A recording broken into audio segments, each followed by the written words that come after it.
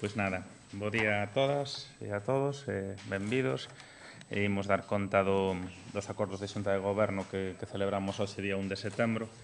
de 2017 e logo rematar cos mesmos poñome o voso dispor para calquera outra cuestión que queirades de ámbito local, nacional ou internacional. Hai na orde do día, o primeiro dos puntos ten que ver con cuestións urbanísticas e é unha aceptación dunha cesión de viario e unha licencia para unha vivenda unifamiliar no lugar de Sabugueira en Lavacolla. Logo hai a aprobación de dous proxectos para iniciar a contratación dos mesmos.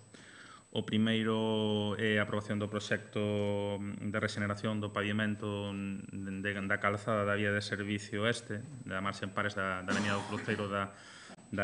Coruña. Sabedes que o ano pasado actuamos sobre a outra vía de servizo e este ano aprobouse o orzamento para iniciar a contratación e actuar sobre a vía de servicio que faltaba na avenida do Cruceiro da Coruña, que foi unha estrada que no seu momento, creo que na época do bipartito, fora transferida ao Concello, e o custo de actuación do proxecto que se contempla é de 252.000 euros con IVA incluído e bueno, calculamos que o proceso de licitación será corto para poder iniciar as obras ao longo de finais do outono. E logo tamén se aproba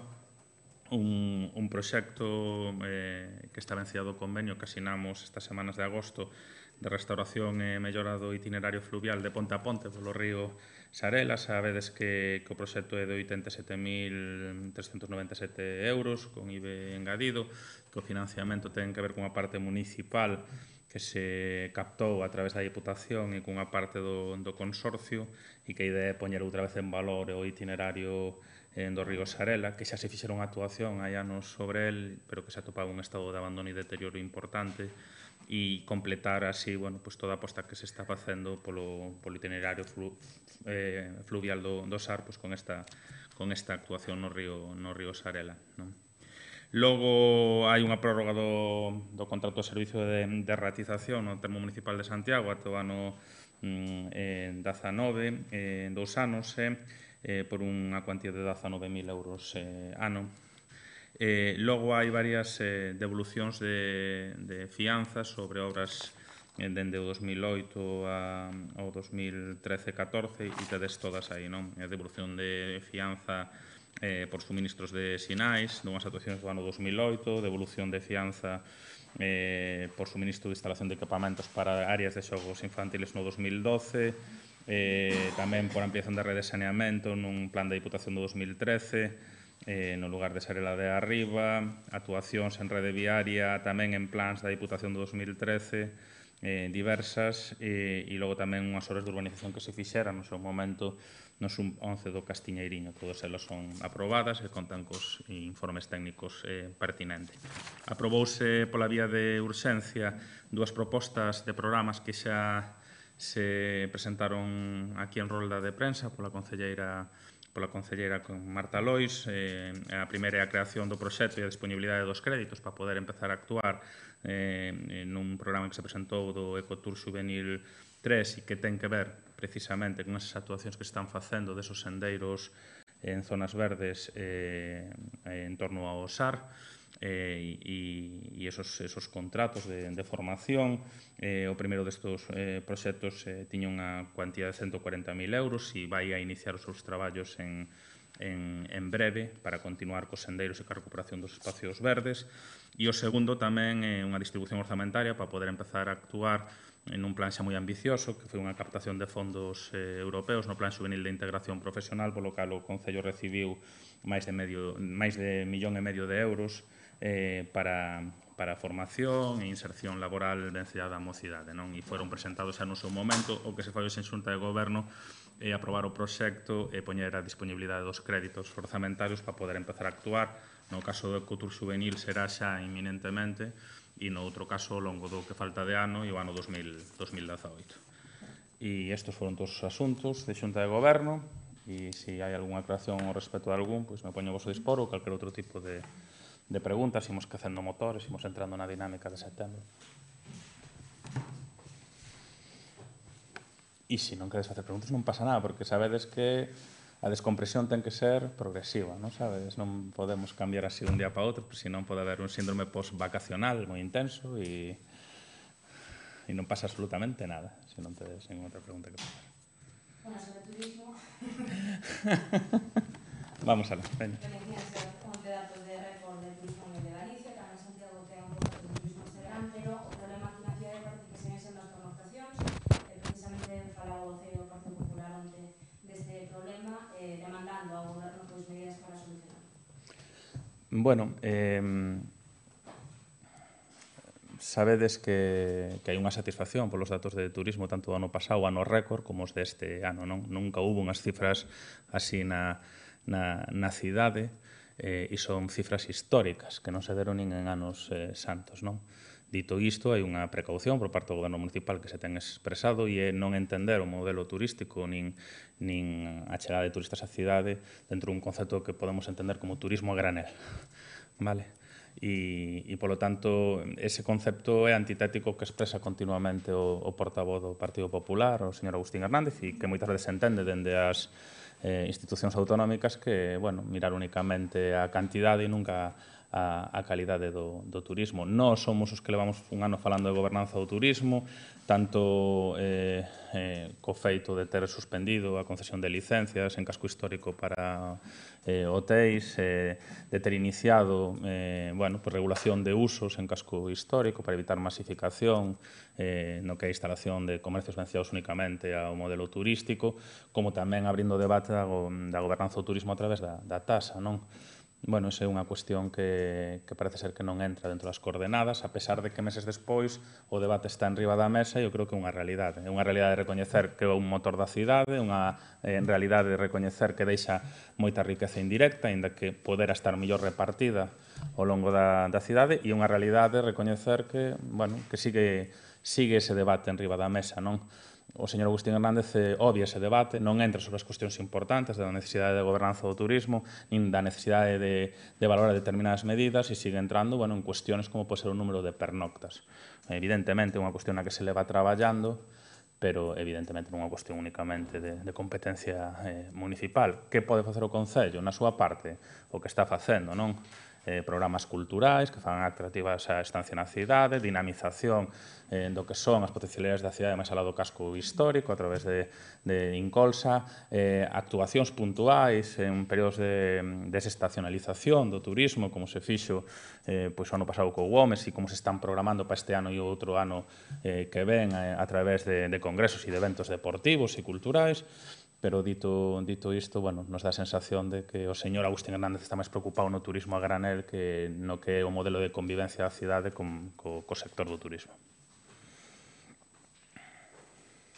Tamén indicaba sobre outro tema que as axudas ao fogar non están chegando a todas as persoas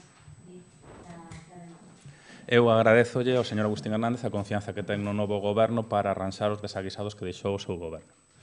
E iso demostra un exercicio de sinceridade que, tirando de retranca, hai que valorar para iniciar un novo curso político e é unha constatación de que el se declara inepto na súa acción e que confía en que o novo goberno que está na cidade solucione problemas que el deixou. Dito isto, o explico porque ás veces dá a sensación de que a desmemoria do señor Agustín Hernández chega hasta o punto de non saber que se presentou pola candidatura do Partido Popular e si pola de Cuspedriños do Norte, non? E a maiores tampouco chega a cuestión de valorar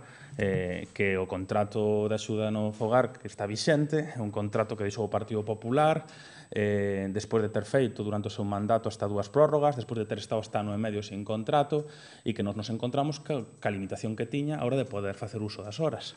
El sabe, como é unha persoa formada na administración, que o que se fixo foi aumentar un 10% o contrato para poder absorber as horas, pero non se podía aumentar máis co contrato actual, e sabe que xa levamos meses ca licitación do novo contrato que vai a dar a posibilidade de acoller esas horas, non? Calculamos que ao longo do mes de setembro a licitación quede xa rematada, teñamos un novo contrato, teñamos moitas máis horas e solucionemos o problema que deixou o Partido Popular. El ten, a valentía de sair públicamente a demandarnos celeridade e solución nun problema que deixou un contrato na época do Partido Popular que nos deu moitos quebradeiros de cabeza, non? Entón, esa é a contestación. Aumentamos un 10% o contrato de axuda no fogar porque era o límite legal para intentar absorber horas e sacamos unha nova licitación que está en marcha, está pendiente de resolverse, leva todo o Brán en marcha, e, lo mellor, durante o Brán non estuvo moi centrado na cuestión municipal e esquenceuse de que levábamos durante todo o Brán licitando e bueno, aparecía por aquí de vez en cando e o mellor esquenceu que xa a licitación está en marcha. Pero sí, estábamos licitando, se están celebrando mesas e ao longo do mes de setembro se adjudicará un novo contrato e resolverase un problema que curiosamente Santiago é unha das poucas cidades que tiña, porque curiosamente unha das poucas cidades que estaba gobernada polo Partido Popular na anterior legislatura, non? A maior parte das cidades tiñan contratos que lle permitiron absorber as horas de axuda no fogar e que tiveron a posibilidade de solventar ese problema, non? Nos agardamos que agora, co novo inicio do curso, ese sexa un problema que quede solucionado e que convertamos o ruido en silencio, ainda que o ruido provocaran os outros. Xa sabemos que a paternidade ou maternidade dos ruidos dos outros tamén é nosa, pero eso xa estamos afeitos. Entonces era que non era ningún tipo de dilación ou tramitación, o sea, que foi con toda a facilidade que foi... Home, que poda farzar de dilación na tramitación no momento en que o contrato está a piques de adxudicarse, un goberno que tivo ano e medio servicios sin contrato, que fixo 2 prórrogas no seu momento e que a maiores nos deixou un contrato que non nos permitía absorber a totalidade das horas, bueno, pois é curioso, non? É dicir, os sistemas de contratación aquí van como van, nos estamos intentando acelerar, creemos que foron nun prazo razonable e creemos que está o problema para solucionarse. A sensación que me dá é que el sabe que se vai solucionar o problema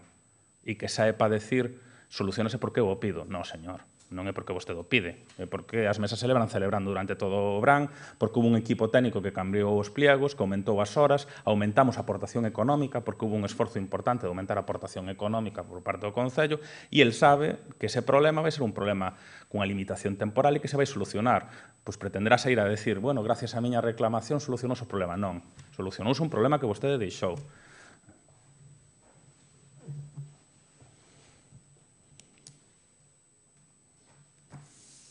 Que máis? Pois estamos no inicio do curso político,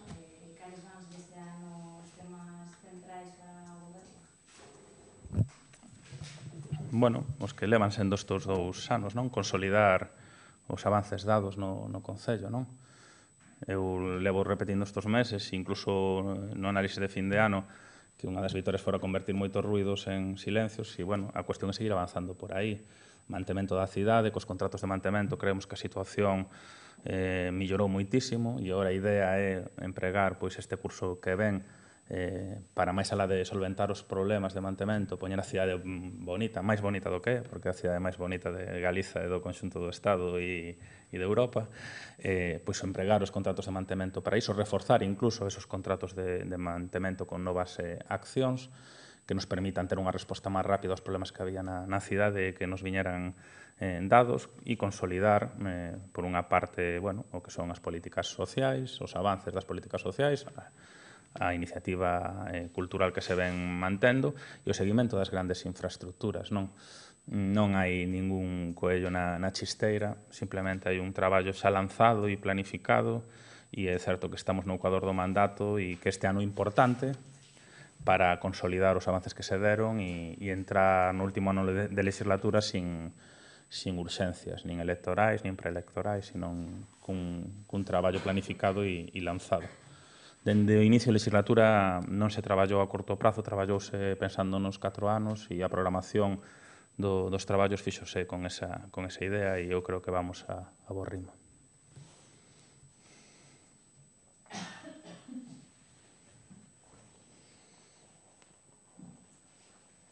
Bueno, xente, se non hai máis preguntas, nos vemos o venres que ven, que xa estaremos todos on fire e